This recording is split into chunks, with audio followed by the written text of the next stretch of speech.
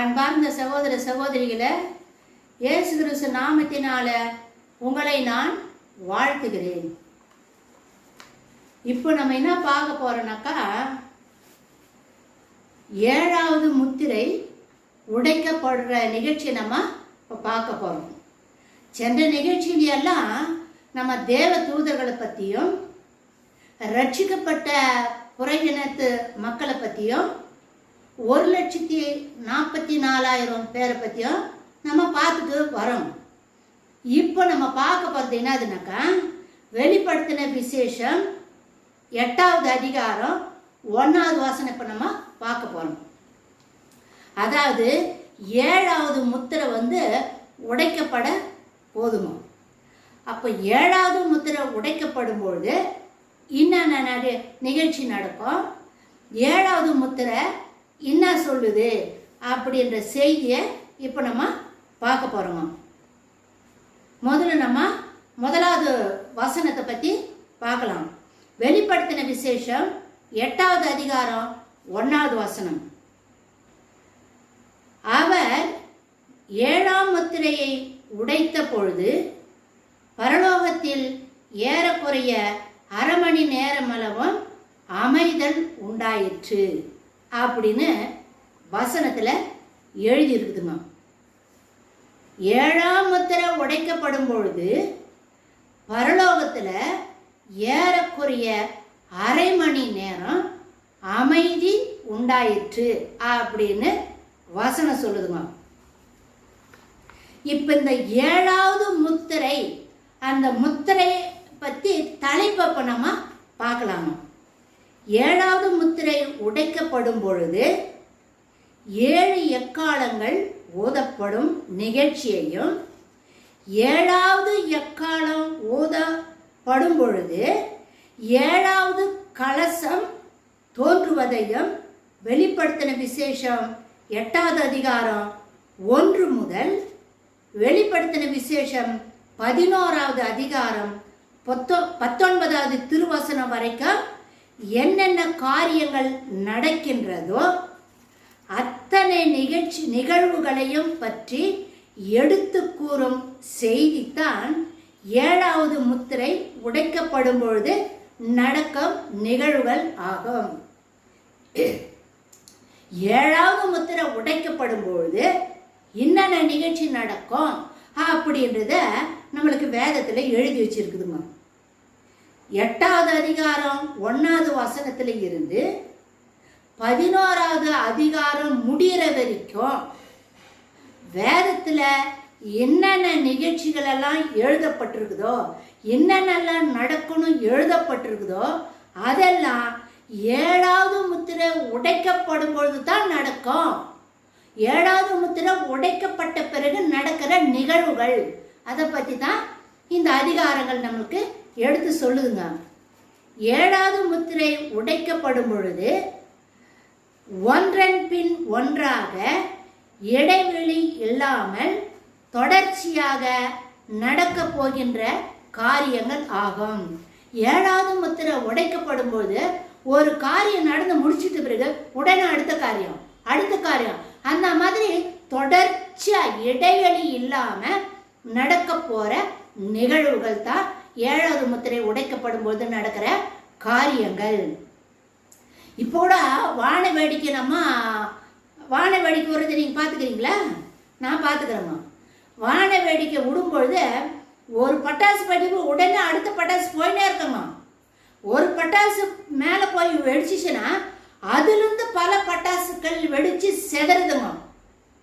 அதே மாதிரி தான் 7வது முத்திரை உடைக்கப்படும் பொழுது ஒன்றன் பின் ஒன்றாக இடைவெளி இல்லாமல் நிகழ்ச்சிகள் நடக்கிறது அப்படின்னு 7வது முத்திரை நமக்கு சொல்லுது.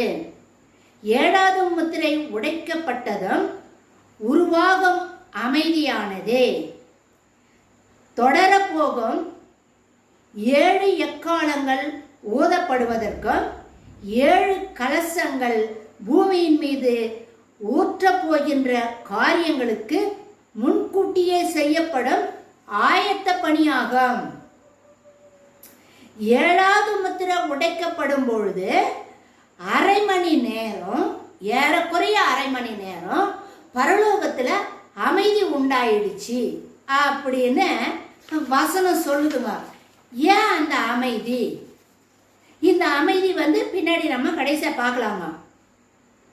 அதாவது இந்த 7வது முத்திரை உடைக்கப்படும் பொழுது அரை மணி நேரம் அமைதி ஆயிடுச்சு, பரலோகமே அமைதி ஆயிடுச்சு. இந்த அமைதியா என்னத்துக்கு இருக்கிறாங்க அப்படின்னா, ஆயத்த பணி. 7வது முத்திரை உடைக்கப்படும் பொழுது என்னென்ன நிகழ்ச்சிகள் எல்லாம் நடக்க போகுது அதுக்கு முன்னாடியே அவங்க ஆயத்தமாகறாங்க. எங்க பரலோகத்துல தேவ தூதர்கள் இந்த காரியத்தை எல்லாம் செய்யறதுக்கு ஆயத்தமாகறாங்க. ஆயத்த பணி.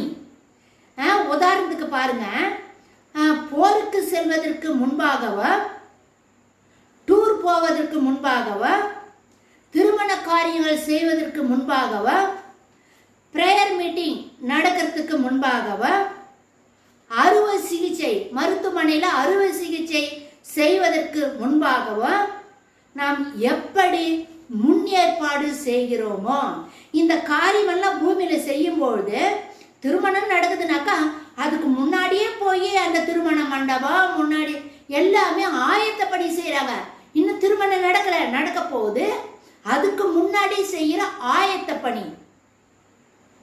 அதே மாதிரி மருத்துவமனையில கூட அறுவை சிகிச்சை செய்யும் பொழுது டாக்டர்ஸ் எல்லாம் அந்த அறுவை சிகிச்சை அறையில முன்னேற்பாடு செய்வாங்க. செஞ்ச பிறகுதான் பேஷண்ட்டை நோயாளிகளை கூட்டிட்டு போவாங்க. அதே மாதிரி போருக்கு எடுத்த உடனே போருக்கு போயிட மாட்டாங்க. ஆயத்தம். போருக்கு போகும்போது என்னென்ன எடுத்துன்னு போனோம், என்னென்ன செய்யணும், எப்படியெல்லாம் ஒரு ஆயத்தம், தன்னைத்தானே ஆயத்தப்படுத்திக்கிட்டுங்க. அந்த மாதிரி 7வது முத்திரை உடைக்கப்படும் பொழுது ஆயத்த பணிகள் செய்வதற்காக பரலோகம் அமைதியாக்கப்பட்டது, அரை மணி நேரம் எடுத்துக்கொண்டது அப்படின்னு வேதம் நம்மளுக்கு சொல்லுதுங்க. அதே போலத்தான் 7வது முத்திரை உடைக்கப்பட்ட பிறகு இந்த பூமியில் நடக்கப் போகின்ற மகா பயங்கரமான காரியங்கள் நடப்பிப்பதற்கு பரலோகத்தில் தேவ தூதர்கள் ஆயத்த பணிக்காக எடுத்துக்கொள்ளும் நேரம்தான் ஏறக்குறைய அரை மணி நேரம் அப்படின்னு பைபிளில் எழுதியிருக்குதுங்க. முத்திரை உடைக்க போறாங்க. 7 எக்காலங்கள் ஓதப்பட போகுது, 7 கலசங்கள் பூமியில கொட்டப்பட போகுது.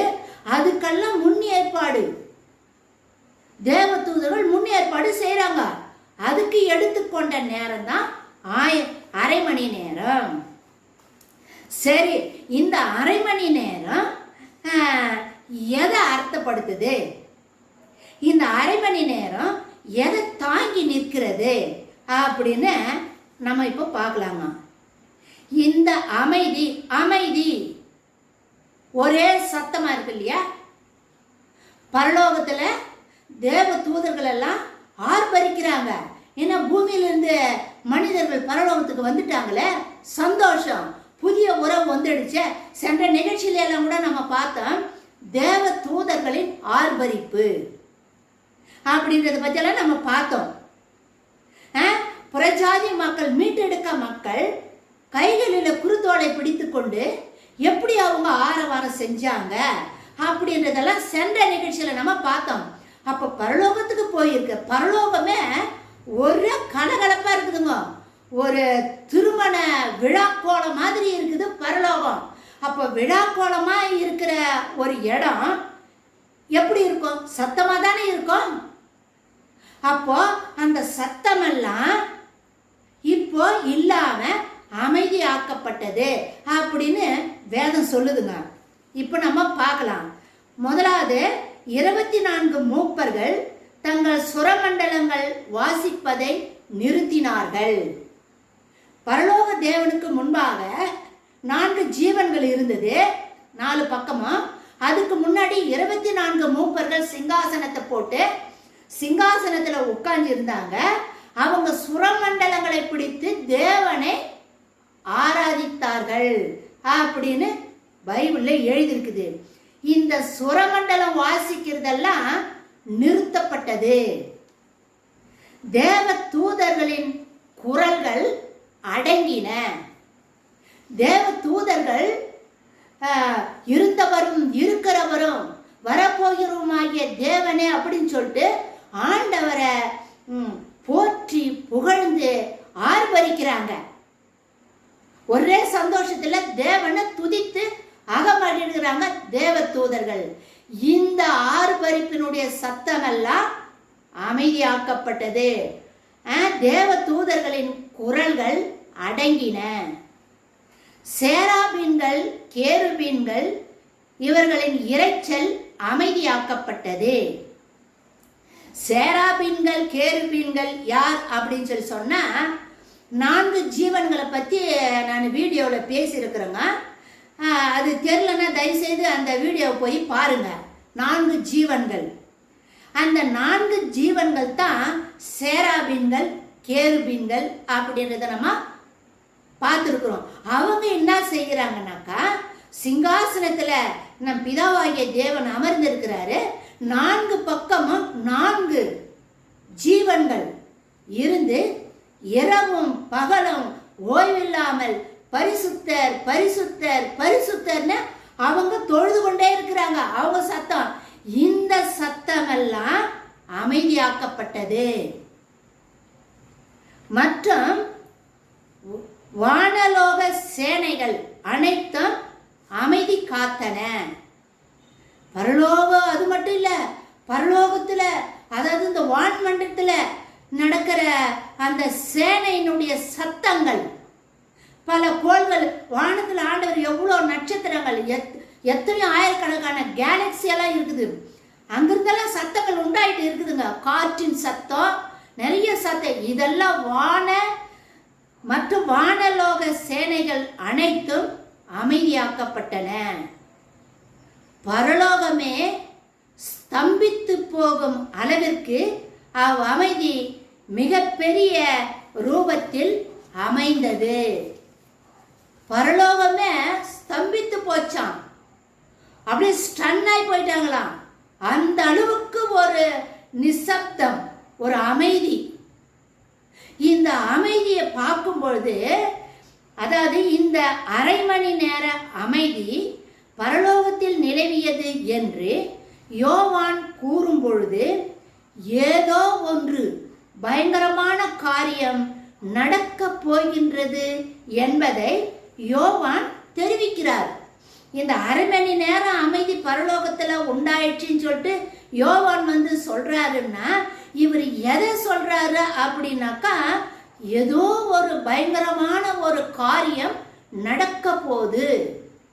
அதுக்கு முன்னாடி தான் இந்த அமைதியா இருக்கிறாங்க பரலோகத்துல அப்படின்னு யோவான் அந்த கருத்தை வெளிப்படுத்துறாருங்க.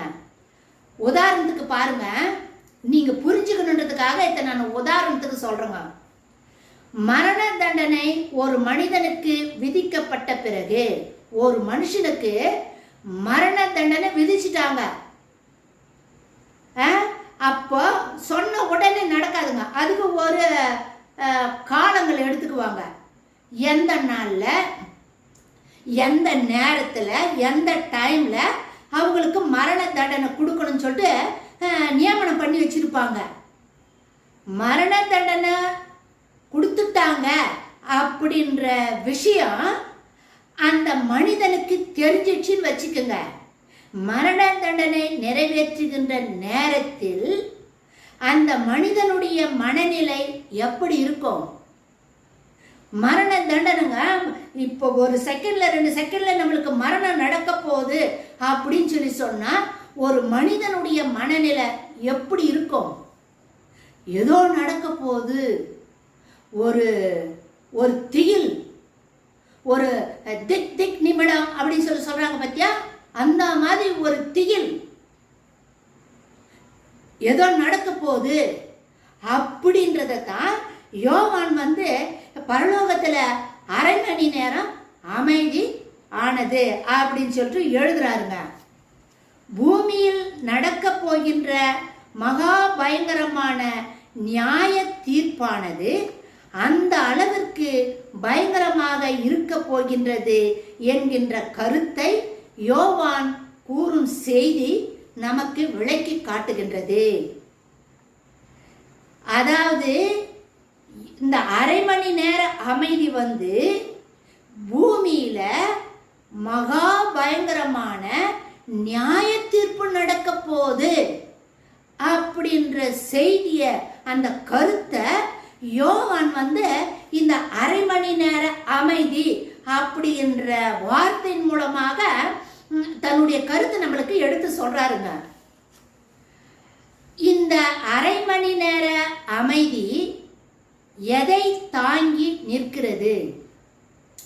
அரை மணி நேரம் பரலோகத்துல அமைதி ஆயிடுச்சுன்னா இது எதை அர்த்தப்படுத்துது அப்படின்னு சொன்னா என்ன சொன்னால் எதை அர்த்தப்படுத்துகிறது என்று சொன்னால் வெடிக்க போகின்ற பயங்கரமான நியாய தீர்ப்புகளுக்கு பூமியில் எக்காலங்கள் கலசங்கள் உருவாக போகிறவைகளுக்கு அமைதியான ஆயத்த கட்ட பணி எனலாம். அதாவது இந்த பூமியில நியாய தீர்ப்பு நடக்க போதுமா? நியாய தீர்ப்பு நடக்க போகுது.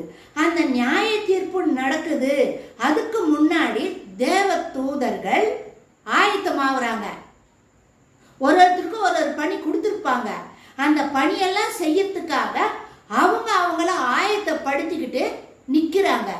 இந்த நியாய தீர்ப்பு இந்த பூமியில நியாய தீர்ப்பு நடக்கிறதுக்காக பரலோகத்துல தேவ தூதர்கள் ஆயத்த பணிக்காக எடுத்துக்கொண்ட நேரம் தான் அரை மணி நேரம் அப்படின்னு வேதம் நம்மளுக்கு அந்த கருத்தை எடுத்து சொல்லுதுமா.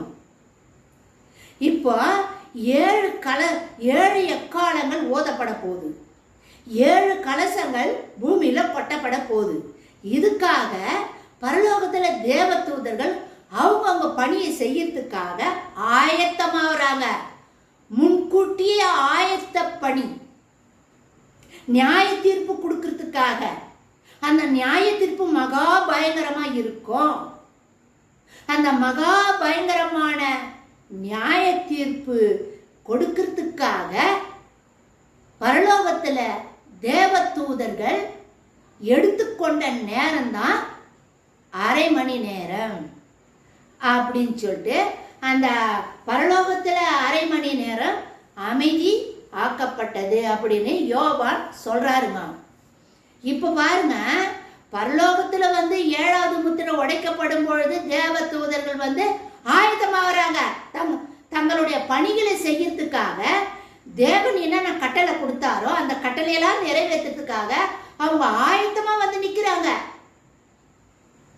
டைம் எடுத்துக்கினாங்க. அரை மணி நேரம், அது ஏறக்குறைய அரை மணி நேரம் ஆச்சு அப்படின்னு வேதம் நம்மளுக்கு சொல்லுது. அப்போ பரலோகத்துல தேவ தூதர்கள் ஆயத்தப்பட்டாங்க சீலை உடைக்கிறதுக்கு. அப்படின்னா இந்த பூமியில நம்ம ராஜாதி ராஜா மகாராஜா இயேசு ராஜா வரப்போறாரு. நம்மள ரகசிய வருகையில அழிச்சு போறாரு. அப்போ எப்போ அழிச்சு போவாரு அந்த நேரம் காலமெல்லாம் தெரியாது. ஆனா அதனுடைய அடையாளங்கள் என்னன்றது முன்கூட்டியே சொல்லப்பட்டிருக்குது. அதெல்லாம் இன்னைக்கு பூமியில நடந்துகிட்டு வருது. யுத்தங்களின் செய்திகளும் கேள்விப்படுவீர்கள். கொள்ளை நோய்கள் உண்டாகும், பூமி அதிர்ச்சிகள் உண்டாகும், ராஜ்யத்துக்கு விரோதமாக ராஜ்யமும் ஜனத்துக்கு விரோதமாக ஜனமும் எழுப்புவாங்க, அன்பு தணிந்து போகும். இப்படி நல்லா நம்ம ஆண்டவர் சொல்லி இருக்கிறாரு. அதெல்லாம் நிறைவேறின்னு வருது. இதெல்லாம் பார்க்கும் பொழுது நம்ம அசால்ட்டா இருக்க கூடாது. தேவ தூதர்கள் ஆயத்தமாயிட்டாங்க எக்காலத்தை ஓதுறதுக்குன்னு நம்ம வேதத்துல படிக்கிறோம். அப்போ நம்மளும் ஆயத்தமாகணும் இல்ல?